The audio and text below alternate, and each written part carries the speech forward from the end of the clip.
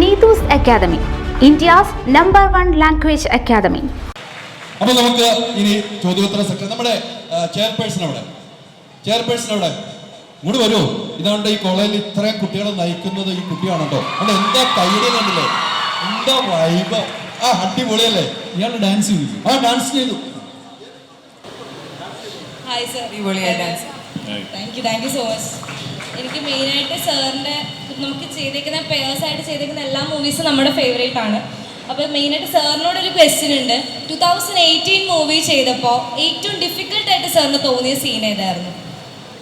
2018 ഒന്നാമത് സിനിമ മൊത്തം നമ്മൾ മഴയത്ത് നനഞ്ഞ് ഈ റെയിൻ ഇഫക്റ്റും വെള്ളത്തിൻ്റെ ഉള്ളിൽ കിടന്നുള്ള പരിപാടികളായിരുന്നല്ലോ.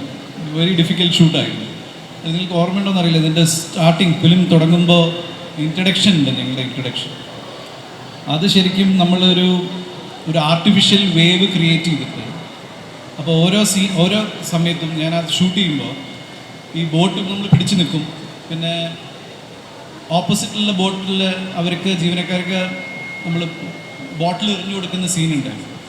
അപ്പോൾ ആ സീക്വൻസ് മൊത്തം ഷൂട്ട് ചെയ്യുമ്പോൾ നമ്മളൊരു ആർട്ടിഫിഷ്യൽ വേവ് ക്രിയേറ്റ് ചെയ്തിരുന്നു. ഒരു 10-20 അടി ഹൈറ്റിൽ നിന്ന് വെള്ളം വന്ന് തെറിച്ചു.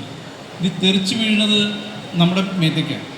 ഓരോ തവണ വെള്ളം തെറിക്കുമ്പോഴും ഞാൻ ആ ബോട്ടിൽ നിന്ന് പലതവണ തെറിച്ച് പുറത്തേക്ക് വീണിട്ടുണ്ട്. പക്ഷേ സിനിമയിൽ അത് നമുക്ക് കാണിക്കാൻ പറ്റില്ല, കാരണം നമ്മളിങ്ങനെ ശക്തമായി പിടിച്ചു നിൽക്കുകയാണ്.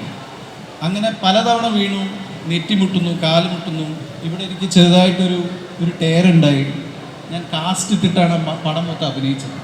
ഷോട്ടിന് മാത്രം ഞാനത് റിമൂവ് ചെയ്തു. That was very challenging.